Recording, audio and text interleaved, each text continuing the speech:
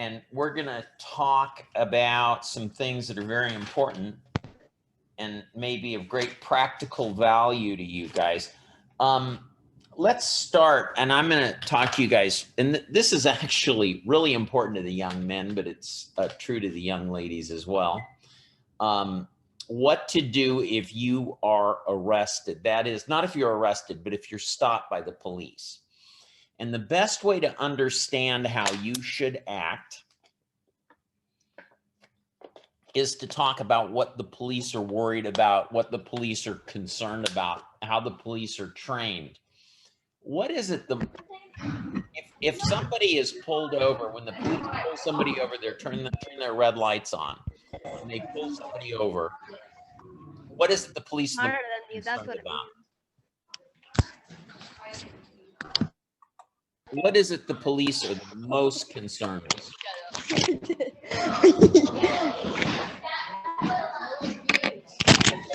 You know what? We got too much noise going on there. I need you guys to mute.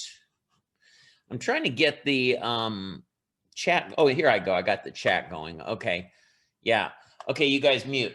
Okay, so my question is, what are the police concerned with when they pull someone over? What are they concerned about with you if they pull you over? What are the police always concerned about? What? Drugs. Oh, no, that isn't the first thing they're concerned about. Weapons and guns and stuff that could possibly harm them. Okay, the biggest concern a police officer has is this person going to shoot me? Now, it's probably going to be a greater fear, obviously, if you're a young man than if you're a young lady, but nonetheless, the rules are going to be the same. And that is, they're concerned about getting shot, because a large number of police who are killed every year are killed in regular traffic stops. And you could understand it when the police step out of the car and you're sitting there in a car, you have a lot of protection and they have no protection. So the police are in a very vulnerable position at that moment. When they step out of their car and they walk up to your car, they're in a vulnerable position to you. So what is it the police are going to be looking for at that moment for their protection? What are they going to keep their eyes on? You guys can type it in. Your hands. Thank you. That's exactly right. Police are never harmed by people's feet.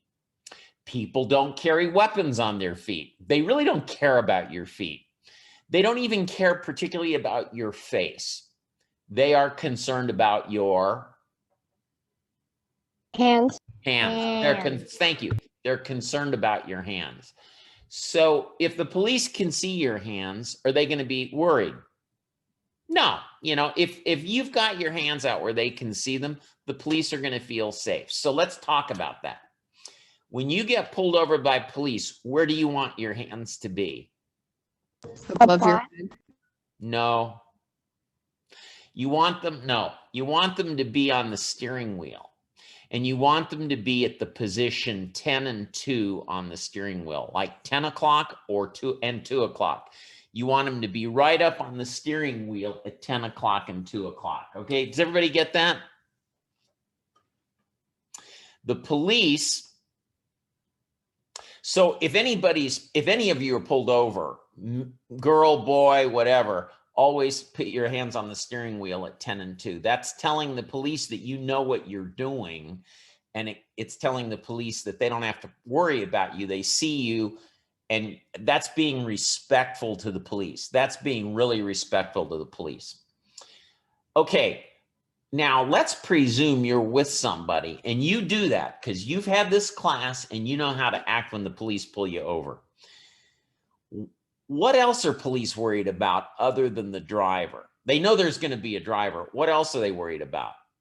The passenger. Exactly, because the passenger could have a gun too, okay? The passenger could have a gun, and police are shot and killed by passengers sometimes. There could be a passenger in the back seat hiding with a gun, in fact. Where do you think the police officer is going to look when if you've got your hands on the steering wheel and the police officer walks up to the car, where is he going to be looking? The first Passenger place, seat. huh? He's going to look in the back seat to see if there's anybody there, and he's going to look in the passenger seat, but he's going to look in the back seat if there might be somebody there lying in wait for him. Now, he's also obviously going to look in the passenger seat. So if you've got a passenger in your car and the police are worried about being shot, that's the first fear. Not worried about drugs. The first thing they're thinking about is getting shot. Where should your passenger have their hands? Where should your passenger put their hands? On the thing in front of them, like the table? Probably on the dashboard in front of them. Just like you have your hands on the steering wheel at 10 and 2, they put their hands. And if the police go up and they see you guys or girls and they see you sitting there, that means you're being very respectful to them and they're not going to be worried about you, okay? Do you guys understand now how to act if the police pull you over? Okay. Does anybody have any questions? That the first and foremost thing that's far above anything else when the police pull you over is them getting shot by you. There are a lot of people today, and we saw this in the Black Lives Matter movement, for example, who think that police are crash dummies. And police are not crash dummies. They're very concerned about getting home at the end of the day to their wives and families and their children and their husbands. Sometimes there's police women. Everybody wants to get home to their family, okay? And, you know, so I want you guys to understand what the police officer's primary fear is. And if you act respectful of that, it'll go a long way in your life in the future. Can you guys remember that? Thumbs up if you all get that. Remember that if there's anything I want you to remember today, if this is all you remember from today, remember what I just said on how to act if the police pull up and want to investigate. Does everybody get that? Some of you are not understanding this. Do you like stick your head out the window with your hands on the steering wheel? No, just sit back in the seat. Don't stick your hand out the window. Just sit back in your seat looking forward with your hands up. Don't even look at you don't have to look at the police. The police are not expecting you to look at them. If you're sitting with looking forward with your hands on the steering wheel, that is going to make the police officer feel very safe. Okay. And have your passenger do the same. You know, I don't think it's a big deal to look at them, but that's not the main thing. They're really not even looking at your face. If you're curious and you want to look at them, that's no big deal. As long as they can see your hands on the steering wheel, that's what you need to shoot for. Okay? Yes. Sarah has her hand up. What's that? So I was thinking about what would like get someone in the passenger seat in like the back, like behind the driver? Yeah, okay. Let's say you have 3 people. Let's say you have 4 people in your car, Sarah. Let's say you have 4 people in their car. The driver should put their hand at 10 and 2 on the steering wheel, and the people in the back seat should put their hands out on top of the seats in front of them. And the passenger next to the driver should put their hands on the dashboard.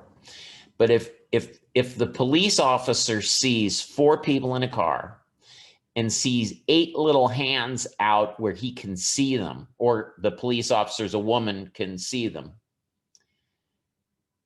they're going to feel totally safe. They don't need to see your face. They don't need to see your feet. They don't need to see anything. But if they all see your hands, the police officers will feel safe and treat you accordingly. In fact, there's kind of a selfish reason for this.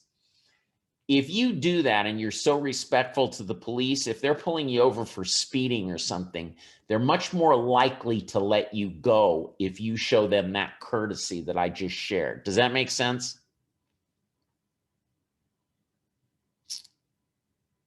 My question was just like, what if there were people in the back? So If there are people in the back seat, I just said they should just put their hands out on top of the seat in front of them. Just put their hands right up on the seats in front of them. Does that make sense? So the main thing is the police officer goes in and he's going to look in the car. And if he can see everybody's hands on the seats in front of them, if you hold your hands up like this, that's kind of dramatic. And also, your hands are going to get tired. If you hold your hands like this, they're going to finally get tired. But if you just put them in front of you and rest them, you can just keep your hands there. And I would ask that you do that and only move your hands if the police officer asks you to move your hands some other place. Okay? So I think I've made my point and we can go on and talk about other stuff. Sid has your hand up. What's your question, Sid? What do you mean by 10 and 2? Okay, if you look at a clock at 10 o'clock and 2 o'clock, imagine the little hand at the 10 and the big hand at the 2, okay? That would mean this would be an example of 10 and 2, where my hands are. If I have a steering wheel, it's about like this. Does that make sense? At 10 o'clock and 2 o'clock on a clock, on a face clock. Maybe your generation doesn't understand what I'm saying because you're only used to digital clocks. Just like if they told you, it's like if you did this, it's 12 o'clock and 6 o'clock.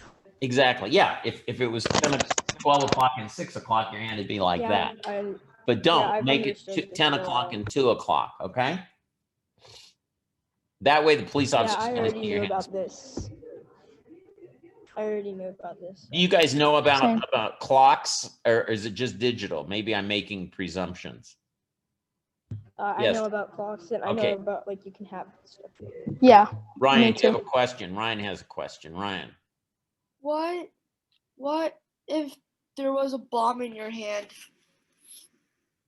Like when you like put your hands on the steering wheel, like what if there was like a bomb in your hand? Okay, Ryan, my advice, my friend, is don't drive around with bombs in your car. Okay. Does that make sense? That's kind of my advice is don't drive around with bombs in your car. If you do, that's entirely on you what happens. Okay. Let's talk about reasonable suspicions and pat downs. Let's see. Let's talk about the Fourth Amendment. Does everybody have their constitutions? Does everybody have a constitution? Let's open to the Fourth Amendment of the Constitution. And that's page 22. Can everybody open your constitutions to page 22? Why don't we have Court read the Fourth Amendment, the top of page 22? I'm trying to find it. One sec. It's page 22. It comes right after page 21, my book, Court. My book. Oh, I should have told you to pull your constitutions out when we started. Okay, good. Sid, while Court's looking for his book, why don't you read page 22? Read the Fourth Amendment. Is it Ivy? Yeah.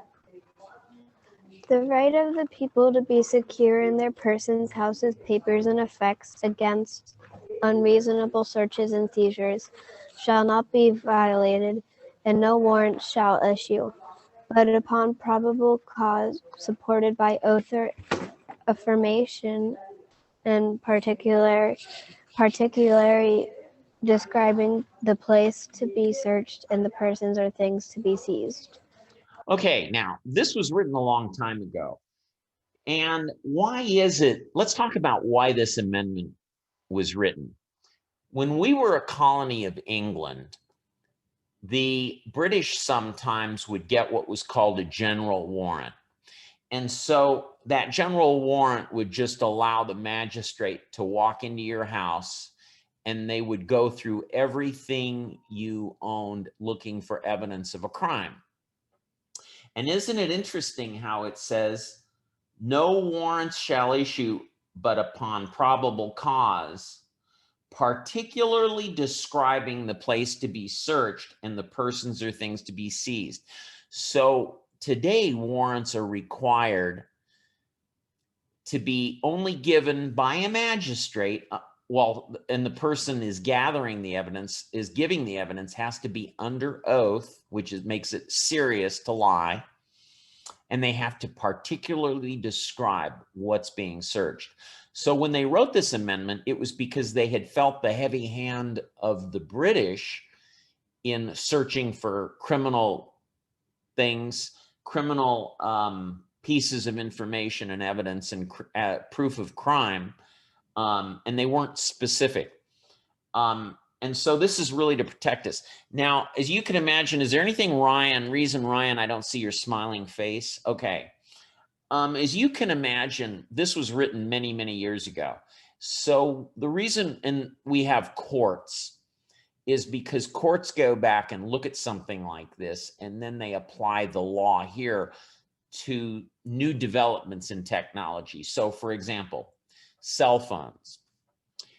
It says the right of the people to be secure in their persons, houses, papers, and effects shall not be violated. Now, if a police officer pulls you over for let's say you have a rear end collision, and you have a cell phone sitting next to you, and you rear-ended somebody, really crushed your car.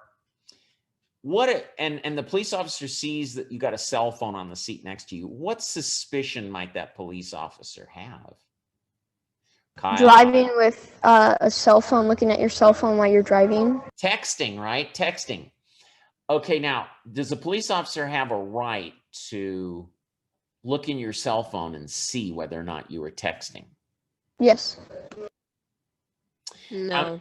Only if the person wants. Let's take a vote. Let's take a vote. How many of you think the police officer can look at your cell phone to see if you were texting? Thumbs up. Can he do that? How many of you don't think he can? Oh, it's about 50-50. It's about 50-50. Okay. Well, here's the thing. If you're the police, you're going to argue that it doesn't say anything in here about cell phones, does it? It just says persons, houses, papers, and effects. Nothing about cell phones. So therefore, it's okay to search a cell phone, right, Ryan? Let's see your smiling face, Ryan. So I can argue if we take it very literally, it's okay to search the cell phone. But the courts have to interpret the law, and we need to figure out what the founding fathers meant. What was the intent? When they wrote this constitutional amendment, would they have included cell phones if the cell phones had been around?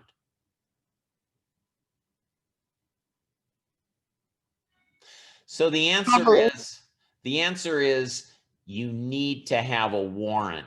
You can't just go, a police officer can't just search your cell phone for texting because you rear-ended somebody. Now, I have to tell you that actually had to go before the Supreme Court of the United States, and that was an issue the Supreme Court had to decide whether or not we're going to include the Fourth Amendment, and that's going to apply to cell phones. So those of you, Sid, I'll get to your question. So some of you, about half of you said yes and half said no. And that was an interesting question. It can be argued both ways. And so that's the way the Supreme Court came down on that. Sid, what's your question? Wouldn't cell phones be in effect? That was argued, yeah. Whether or not it's in effect, yeah. Is it possible for a search to be made of a cell phone? Would it be possible to get a warrant? Yeah. Yeah, you could get a warrant right there. You could call up and say, we suspect to the magistrate. You could say this person rear-ended. They're not under the influence of alcohol. And there's no reason they would have rear-ended this other person. And so we want to look and see if they were texting at the moment of impact. And it's very possible a warrant would be issued. It could just be verbal. It doesn't have to be necessarily written. It can be written up later in paper form.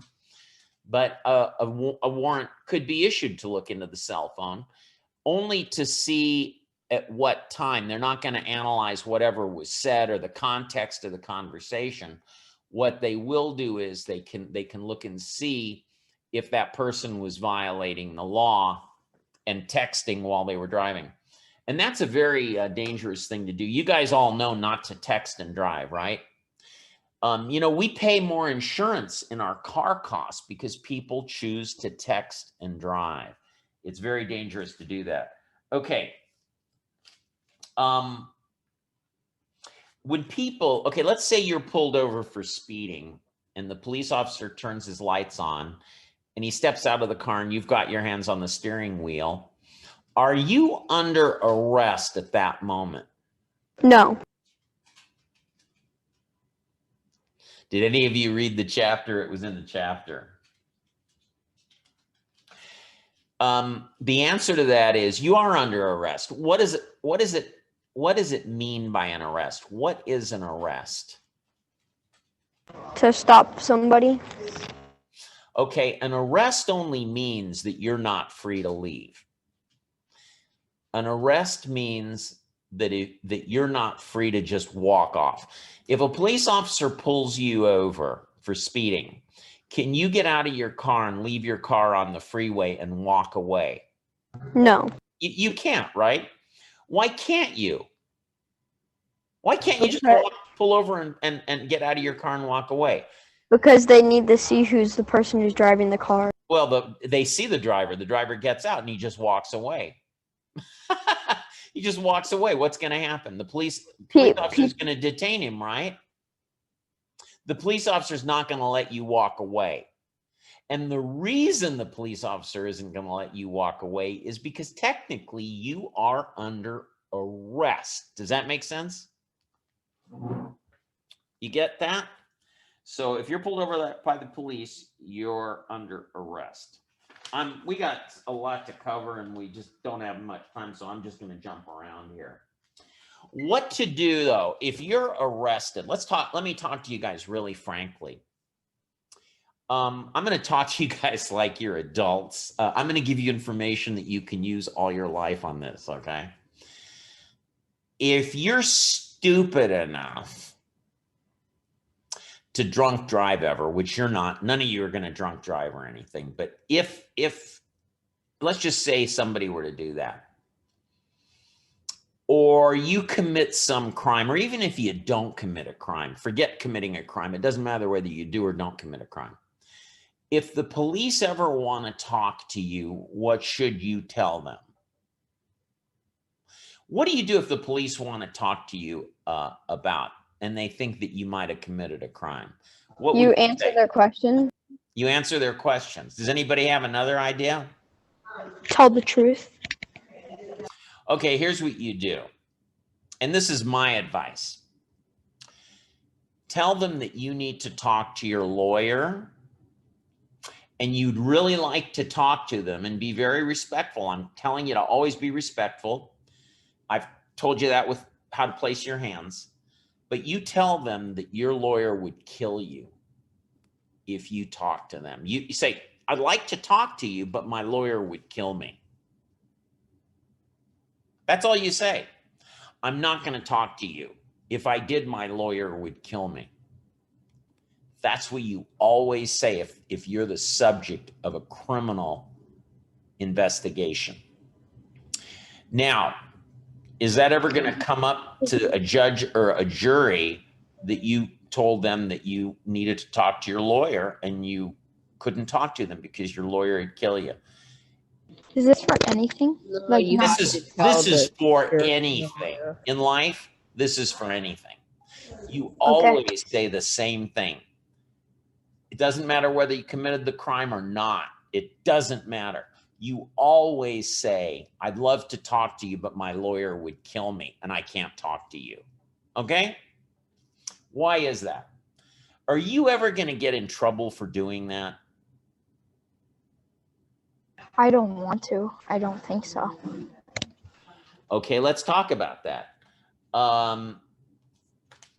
Okay, look at you guys pull out your, everybody, who has their constitution? Hold your constitutions up. Pull your constitutions out. I expect everybody who has a constitution, and I expect you to bring your constitutions. Okay, go back to page 22, Amendment 5. Amendment 5. I'm going to read this. Count down 1, 2, 3, 4, 5, 6, 7, 8. Look at the 8th line down where it says, no, I'll read this to you. Listen to carefully on Amendment 5, 8th line down. No person shall be held to answer for a crime, nor shall be compelled in any criminal case to be a witness against himself. No one shall ever be compelled to be a witness against himself. Have you heard of taking the Fifth? That's the Fifth Amendment. No one will be, can be, they can't force you to testify against yourself, right? Now, if you are a subject of a criminal investigation and you say, I can't talk to you, you're invoking your Fifth Amendment right. And you can blame your lawyer. You don't even have to have a lawyer. Just tell him my lawyer would kill me. I'll be your lawyer. Tell him I'll kill you if you say anything. That's called taking the Fifth, invoking your Fifth Amendment right. Because if you say something they may misunderstand, you can have that held against you. They could convict you if they just misunderstand what you're saying. It's better to just not say a word. Do you have to say your lawyer's name? Or No, you don't. just say, No, you just say, my lawyer will kill me. You don't have to say who your lawyer is. are they allowed to ask if? No, they won't ask you. You just say, I won't talk to you without my lawyer. Why would you say your lawyer would kill you? Okay, can somebody else answer that question? Why is your lawyer going to kill you? Because it's a lot of time, like, to put in a court case. Is anything good if you're accused of a crime falsely, or you really did commit the crime? Is there anything that's good that's going to come out of you talking to the police? Really? Is there anything good going to come out of it? oh yeah, you don't know what they're probably talking about, so you're gonna say stuff you don't really know about, but your lawyer does. You know what? Just don't say anything. They're never going to be able to use it against you. If you invoke the Fifth Amendment, they can never use that against you. So why not invoke the Fifth Amendment? You see what I'm saying? It might be if you talked and spilled your guts and went through a therapy session and told them all about you, maybe you won't be convicted, but maybe you will be. It's better just not to say anything. Does that make sense? So I'm just telling you as a lawyer, I'm just telling you as a guy, as a lawyer who's defended people, if you're the subject of a criminal investigation, guilty or not, don't talk to the police without your lawyer. That's all. You have no obligation under our Constitution, under the Fifth Amendment, you have no obligation to help the police to convict you. You know, if Ben and Brina go out and rob a bank, let you guys be convicted because of the security cameras in the bank. Let them convict you based on the fingerprints that you left all over the teller's window. Don't, Ben and Brina, allow them to convict you based on your blabbering to the police and answering all their questions and confessing how you robbed the bank. They've got enough technology anyway. You know, just don't spill your guts. It will not hurt you to say, I'd love to talk to you, but my lawyer will kill me. That is not a bad thing to say. Practice that, particularly if you plan to live a life of crime. I'm just kidding. I'm kidding. Okay. Seatbelt violations. So this is what to do if you're arrested. Okay. Arrested for seatbelt violations. Can you guys turn to page 139? You guys don't have enough books to go around there. Yep. Can we arrest people for seatbelt violations? Since you're like I don't really think so. I mean, it definitely could be like if there's other people that are not buckled, then maybe. I mean, that Okay, could go either. Pulled okay. over, so yes. What if because you've you were got, pulled what if over. you're driving around in a pickup truck and you've got two of your kids who are 5 and 7 years old, maybe 4 and 6 years old, and they're standing up in the front of the car, bouncing around without seat belts? Can the police pull you over and arrest you? Yes, for child endangerment. You know what? I was thinking that very thing, Court. Very good. You know, I don't know if they could or not. It seems to me like it comes pretty close. When I was a kid, 6 years old, we did that all the time. It was totally legal. I guess they didn't have as much respect for our lives as my generation has for your lives. But we would bounce around and stand up. We didn't have seatbelts, which I think was really ridiculous and stupid now that I look back on it. But I think it could come close to child endangerment. And you know, the fines for seatbelts are pretty high. So the police could pull you over. I don't know if it would rise to that level. You can look it up on the internet and educate me on that. Let's talk about the police. Oh, wow, we're moving along here. We got till 11:15. Let's talk about going into school. When you go to school, okay, let me share with you a story. And true story. When I was in high school, my senior year of high school, there was a big protest against, well, I won't tell you what it was a protest about. You can tell me. A lot of students wore black armbands to protest something that was going on. What was that protest about, Kyle? Black Lives Matter. No, 1968. What were we protesting? No guns allowed at school. Like, No, listen, we were protesting the Vietnam War. The Vietnam War, we were protesting.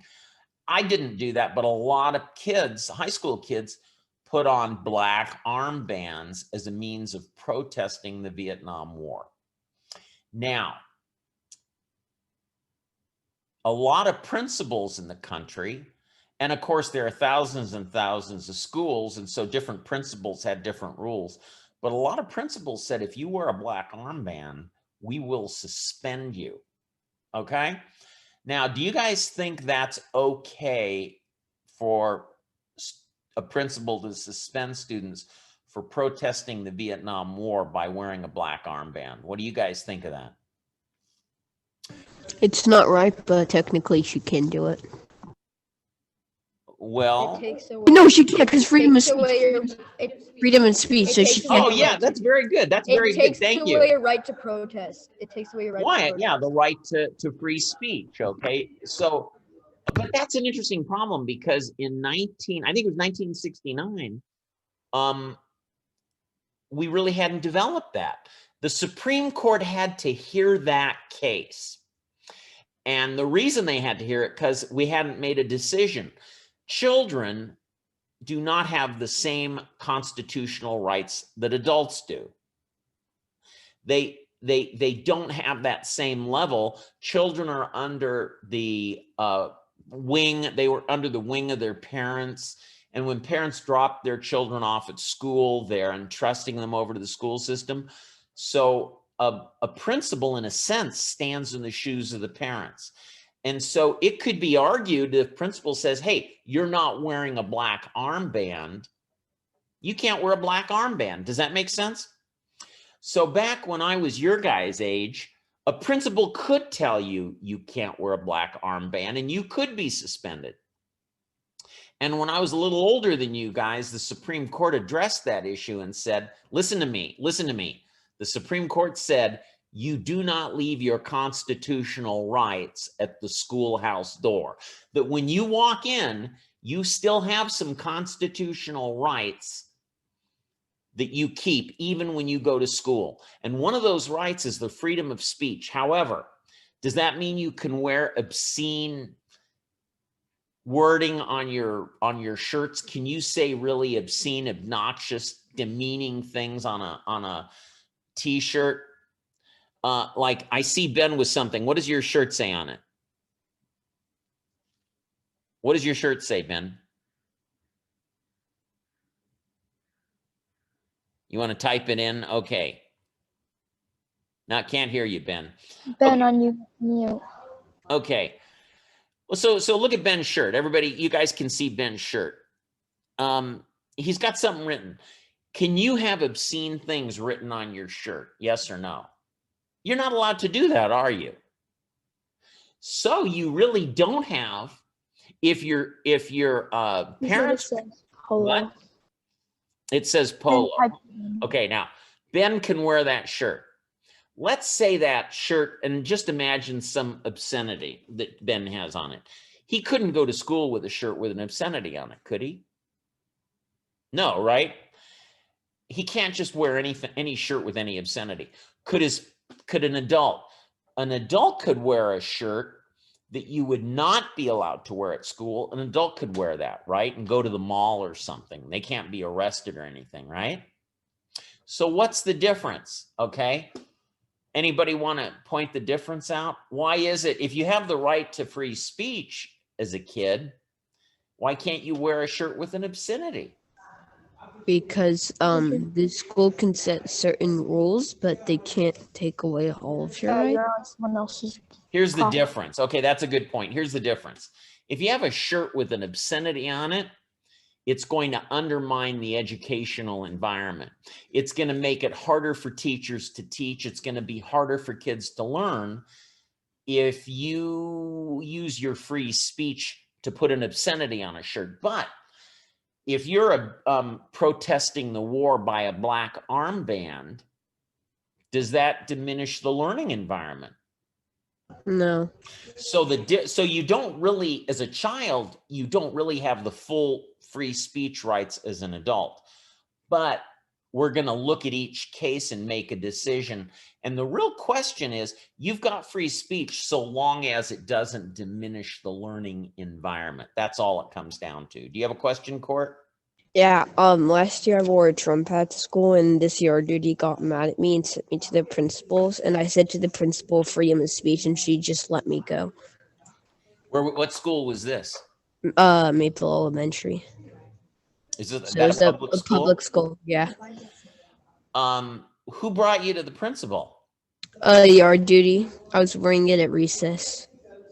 And they did that, and they said you weren't allowed to do that. Would they have done that if you were wearing a Biden hat? Yeah, I said because this was like the one year that Biden and Hillary, Biden and Trump were running, and if I said if I wore a Biden hat, would you? I mean, they were like, maybe. Okay, so they respected your First Amendment rights, and this yard duty person probably did not have the training that you're getting now to understand that she was undermining your First Amendment right. But you were treated respectfully and everything, and they just let you go. But you really shouldn't have had to experience that. Were you traumatized, Court? I have a feeling, Court, that you got I got mad. Trust me. Oh, you were pretty angry. Were your parents upset? No, they were proud of me. They come home and gave me a 5 because the same day I brought my Bible to school because we would have to read a book for 20 minutes every day, and they flipped it over so it wouldn't say Bible. There you go. You have two subversive things, a Trump hat and a Bible.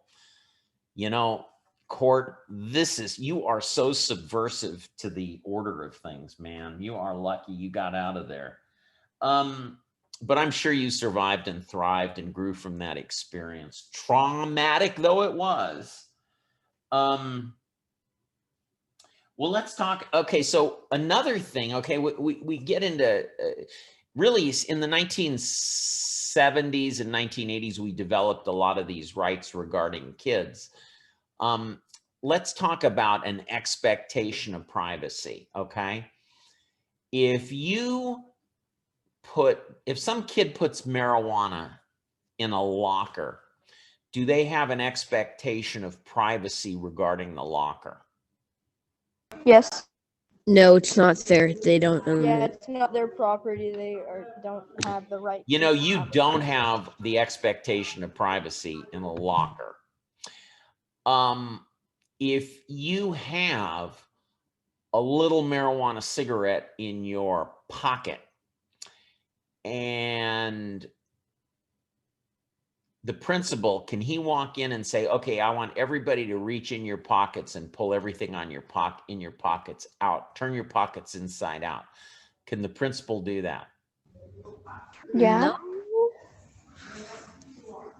Yes, because it's affecting education, student education. You know, as a general rule, unless they have a reason to believe somebody has a marijuana cigarette in their pocket, if they have no reason to believe that, you do have an expectation of privacy in what's in your pants. Okay? Unless they have some reason to make you pull your pockets inside out, you have an expectation of privacy, which is higher than the expectation of privacy in a locker. Okay, now imagine you guys are all standing, they walk into the classroom and they have a dog on a leash that's been trained to look for marijuana. And everybody stands up and that dog sniffs around and he immediately goes up to Nolan. And he starts sniffing at Nolan's pocket and he starts yelping and going absolutely nuts over Nolan's pocket. Whoa, Nolan, beads of sweat start forming on Nolan's forehead. He is like so nervous. Can they make Nolan turn his pockets inside out? What do you think, Nolan? Yeah. Yeah. Yeah, they can reach in and make Nolan Yeah. turn his pockets inside out. And then he does that, and all Nolan has, because Nolan's a good kid, and all Nolan has is a Tootsie Roll in that pocket. And that dog learned to love Tootsie Rolls, and all he wanted was a Tootsie Roll. Nolan, do you have any cause of action against them for what they did? Can you sue anybody for putting you through that trauma? Yes, I think so. Yeah, you could probably do it, but you wouldn't win. Just because a dog got spoiled on Tootsie Rolls and went wild over a Tootsie Roll, no, you can't do anything. I'm sorry, Nolan. I'm sorry. No cause of action there. You're not going to get any sympathy from If dogs went crazy, if the dog went crazy over Tootsie Rolls because he kept eating them, he'd be dead. Okay, so let's move along. Let's talk about some interesting stuff. Okay, exclusionary rule. What can anyone tell me what the exclusionary rule is?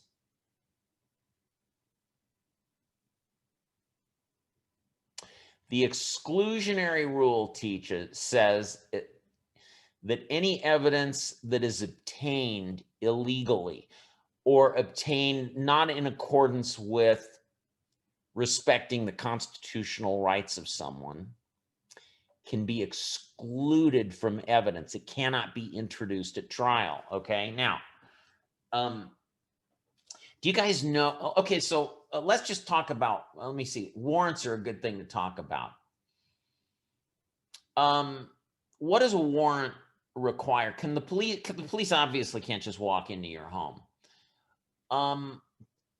If the police have a warrant, can they walk into your home and, let me stop for a minute.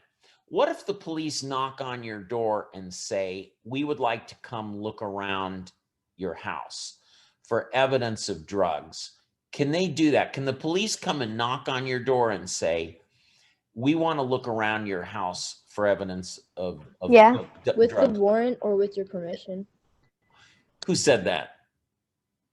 Court? Who said that? Wyatt. Wyatt. You know, that's really good. I'm really amazed. Yeah. If they knock on your door and ask your permission, and you give your permission, you always have the right to consent and give them permission to look around.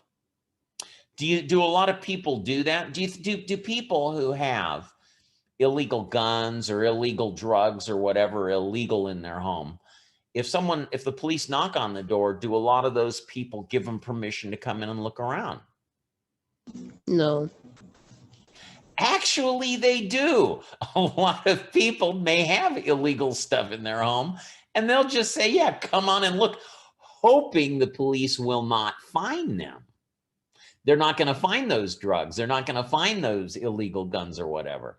So surprisingly, police sometimes will just ask permission, and they'll often be given permission by people who are very, very guilty. What if you're renting a room in a house? You're renting a room and you're gone and you have some illegal drugs in the closet, and the police come, and you have it in your bedroom. You're renting the bedroom, and the police knock on the door, and the owner of the house says, the police ask for permission to search your room. And the owner of the house says, go ahead and search. Can the owner of the house give permission to search your room? Yes. Yeah, they can actually, yeah. The police can get the owner of the home's permission to search your room if you're not there. That's like saying somebody like owns a really expensive car and somebody's renting it, and the renter can't say you're not allowed to look inside your car anymore. Okay, well, let's talk about we're going to wrap this up in a few minutes, but let's talk about searches along the lines. It's got some really good stuff in there. Let's say the police pull you over for speeding, or they pull you over and they smell alcohol and they suspect you're under the influence, and they get you out of the car. Can they look through your car for evidence without a warrant? Can they conduct a search of your car if they pull you over and they stand you, that you're under arrest, basically, you're being detained? Can they search your car? Yes or no? Thumbs up if you think they can search your car. How many of you don't think they can search your car? Well, you guys seem to have a pretty good understanding of the law. And there are two bases that police can search your car. The first is that it's possible that you could jump in your car and grab a gun, that you could have a dangerous knife or weapon and you could harm the police. So on that theory, out of their protection, they can search your car. If they pull you over and they stand you by the car, they can look through your car. The other basis is, unlike a house where it's, you can't just run away. You can't, a house, how do I put it? You can't just take off with the evidence in a house, okay? So a car, they can transport and get away with the evidence. So on their personal safety and also the basis that a car is easily transportable, they can look through the car on that basis as well. You have a lower expectation of privacy in a car than you do in your own home, right? Does that make sense? Now, how about stopping and frisking? Can police just pull people over and stop and frisk them? Can police just do random stops and frisk them? They can, but it's not right. They can't. When I was your age, the police could do that. But today they have to have at least some reasonable suspicion. It doesn't have to be probable cause, and it doesn't have to have a warrant, but they have to have some reasonable suspicion that you have a weapon on you, okay? I believe the Supreme Court passed that law in 2001. Okay, that was a long time. That was 19 years ago. And when I went to law school from 1980 to 1983, and the police could do that. But now you're right. I knew that they couldn't do it. I didn't know what year it was. Thank you for telling us that, Court. What if a police have the right, they have a search warrant that they believe Kyle has been involved in a bunch of illegal guns. Kyle has a bunch of illegal guns, and they get a search warrant to search Kyle's home. And they go in to search his home. Do you mind me picking on you like this, Kyle? Okay, you don't mind me picking on you like this? Okay. No, I don't like. They go in and they find cocaine on Kyle's table. He's got lines of cocaine. And they're there for a warrant for guns. Can the police arrest Kyle for cocaine use? Nope. What do you guys think? He's got it right out on Yes. the table. No. Yes. Yeah, that's called, okay, Kyle, that's the plain view exception. If you have something that's in plain view, even though they normally weren't there to look for it, if you have evidence of a crime right in plain view, they can arrest you for that. Which brings forth an interesting question. What if you're growing a bunch of illegal marijuana and the police fly over in a plane and find out about it through aerial photography? I think it's legal now. I don't know the answer. Marijuana. You can Marijuana look it is up. legal You can now. look it up. I don't know the answer, but it's an interesting one. I think they can do that. Yeah.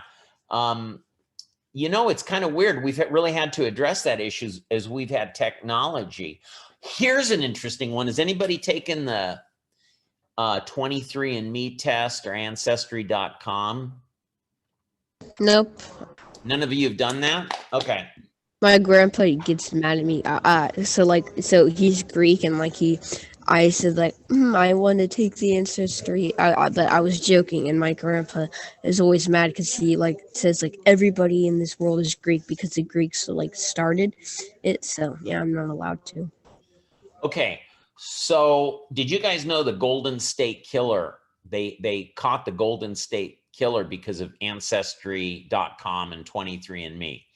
When you give over your DNA, have you given them permission to search for serial killers in your background?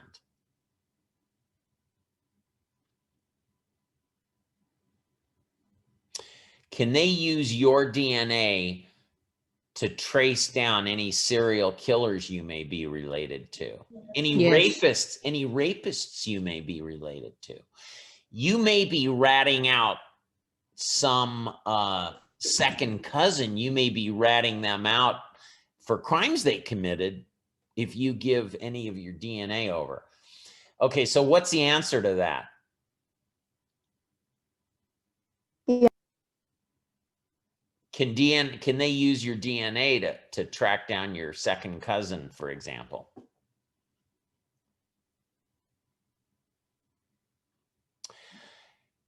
People usually tend to give permission, and actually they can't do it unless you've given permission.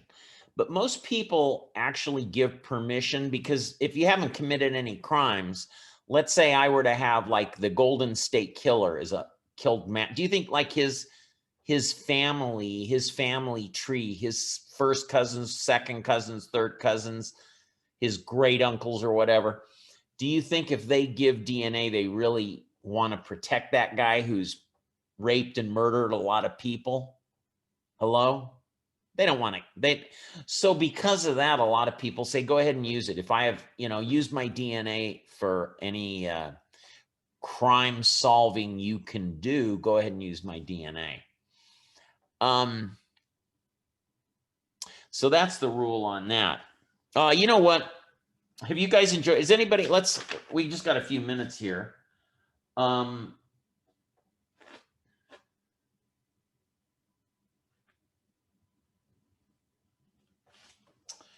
So do you guys have any questions? We've covered a lot of material. We've chatted about a lot of things. You know how to act now if the police pull you over.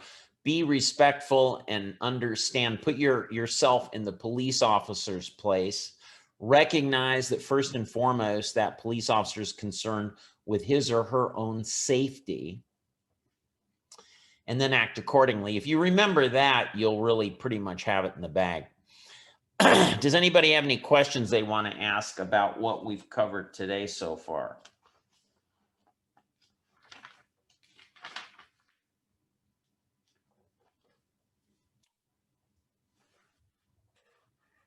When was the Golden State Killer caught? How was he caught? No, when? Like what year? About a year ago, year and a half ago, they caught him. Oh And my gosh. okay, you know what? I have an interesting thing. I'm glad you asked that.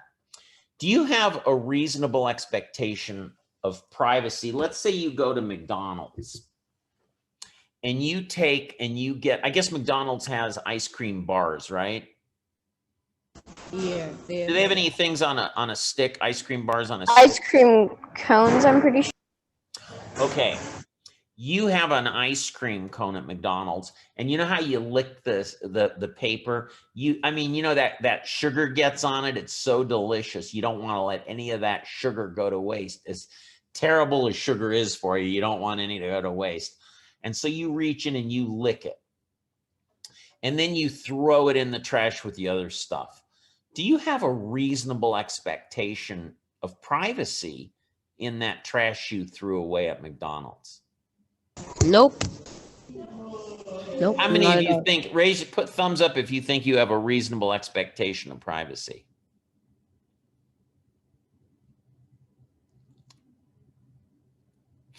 Somebody said, Ryan said Taco Bell's a million times better. I agree No, with you. it's, Oh, because In and it's in Out, the Wyatt trash. says In and Out. You threw it in the trash, so it's not yours anymore. You gave it away. You gave it I away. learned about that last time. So you go to In and Out and you drink it In and Out, you drink a chocolate shake, which are like awesome, the In and Out chocolate shakes. And you put your lips at the cup, you throw it away. The police can come in behind you and keep their eyes on that cup that you threw away, pull it out, and they can do a DNA analysis. And if you've committed crimes that they can match with the DNA, you are dead meat. Okay? So this is why you don't commit crimes, other than the fact that you'll have to answer to God also. But so anyway, no, you don't have an expectation of privacy. Well, we're done now. I enjoyed it. Anybody have any comments or anything? Did you guys enjoy today? Yeah, isn't all meat dead? Because if it's like meat and you're gonna eat it, shouldn't it already be dead? What are you talking about? You said if you commit a crime, if you like throw the trash away, you'd be dead meat. Isn't like dead all meat. meat dead? Oh, you're saying I'm being that's an expression, dead meat. In other words, with the DNA analysis they do today, with the security cameras that are so much, just crime does not pay. Okay, when I was your age, crime paid, but today it does not pay. So you just can't get away with very much. And it isn't because we're particularly evil or anything. It's just because of technology, you know? Okay, so anyway, well, you guys have a good week, and we will talk to you later. Bye.